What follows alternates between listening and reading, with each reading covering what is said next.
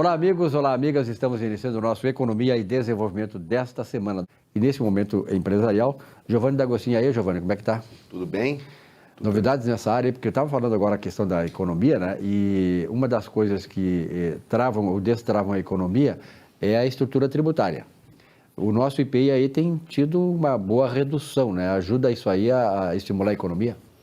Silvio Lopes, primeiramente, é uma satisfação estar podendo participar novamente do seu programa, né? Sim, nós tivemos aí novidades, né, no âmbito da área de tributação, que é com relação ao IPI, né? Para quem não sabe, o IPI é mais um dos tantos impostos existentes no Brasil. O IPI é o Imposto sobre Produtos Industrializados, não é? Então, no Brasil, a empresa industrial paga um tributo, né, sobre ali as suas vendas, a saída dos produtos industrializados, chamado IPI. Né? O IPI, em suma, é um imposto que é não cumulativo. A fórmula de cálculo dele é muito semelhante ao ICMS, onde a empresa industrial compra os seus insumos, né? O IPI destacado na nota fiscal de compra, a empresa acredita na sua escrituração. E quando vende o produto, então, destaca o IPI na nota de venda e a diferença entre os créditos e os débitos vai ser o valor que o empresário vai pagar para o governo, né? Vai preencher a guia de pagamento e pagar ao erário público, né? Em suma, o IPI ele é calculado basicamente dessa forma, né?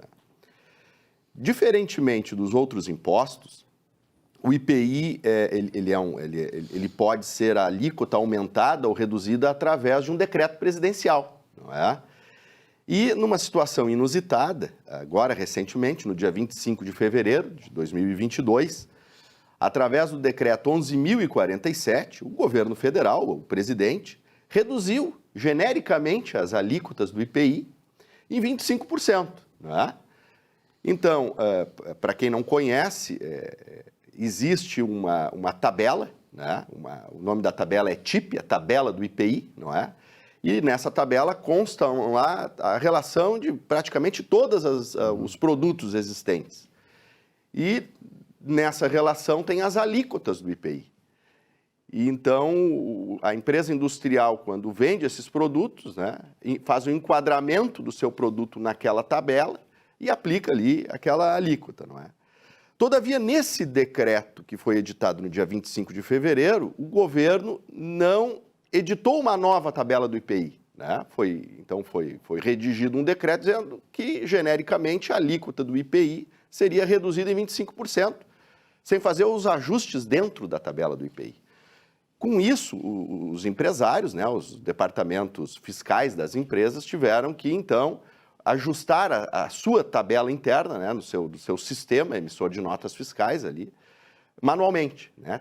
Tiveram que pegar a alíquota do IPI constante na tabela e, a partir daquela alíquota, fazer a redução de 25% de forma manual, não é? Mas essas empresas, claramente, estavam esperando que fosse editada uma nova tabela do IPI, né, uma tabela completa, para fazer a revisão final, dá para se dizer, não é? Mas agora, no dia 29 de abril de 22, né, para uma surpresa, dá para se dizer, não é? A partir de 1º de maio, então, começou a viger a partir de 1º de maio, o governo editou um novo decreto, substituindo a redução dos 25% para 35%, não é? Então, alguma dúvida surgiu que se seria a redução de 35% sobre a alíquota já reduzida anteriormente, ou se seria a redução de 35%, né, sobre a tabela antiga, antes do decreto de fevereiro. Então, houveram ali alguma coisa acerca dessa dúvida, mas para não ter dúvida, né, então, dessa vez, se o telespectador tiver interesse, né, o decreto é o número 11.055, do dia 29 de abril, então foi anexado nesse decreto, foi publicado juntamente com esse decreto, através de um anexo, né, isso está na internet, no site oficial do governo, a nova tabela do IPI, né? Então, nessa nova tabela do IPI, consta ali a redução, na verdade, é de 35% sobre a tabela antiga, né, de antes de fevereiro, não é? Então, essa é uma boa notícia, dá para se dizer, né?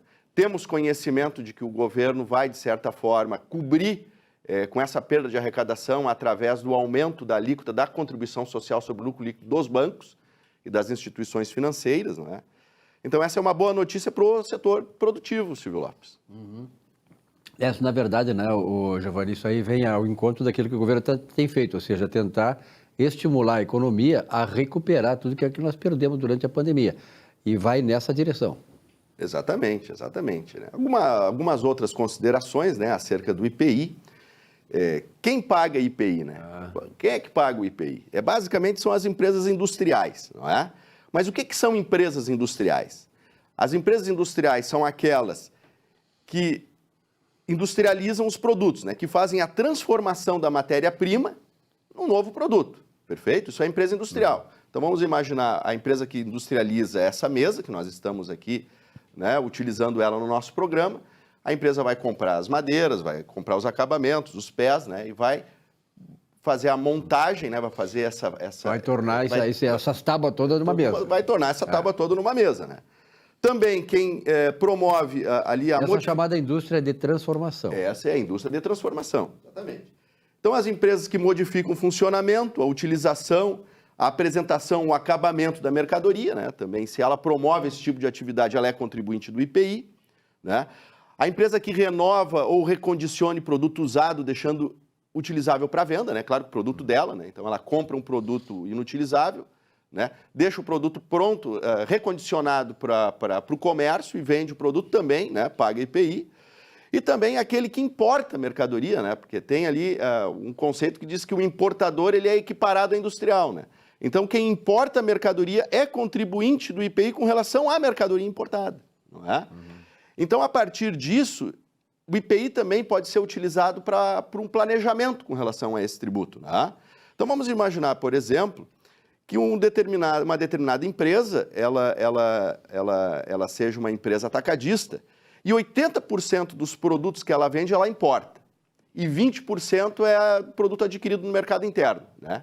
Então, em tese, essa empresa teria aí que fazer o controle disso, porque com relação aos 80% dos produtos, ela tem que pagar IPI, e com relação a 20% dos produtos que estão no seu estoque, não precisa pagar IPI, não é? Vamos imaginar que é uma empresa revendedora de mercadorias no atacado.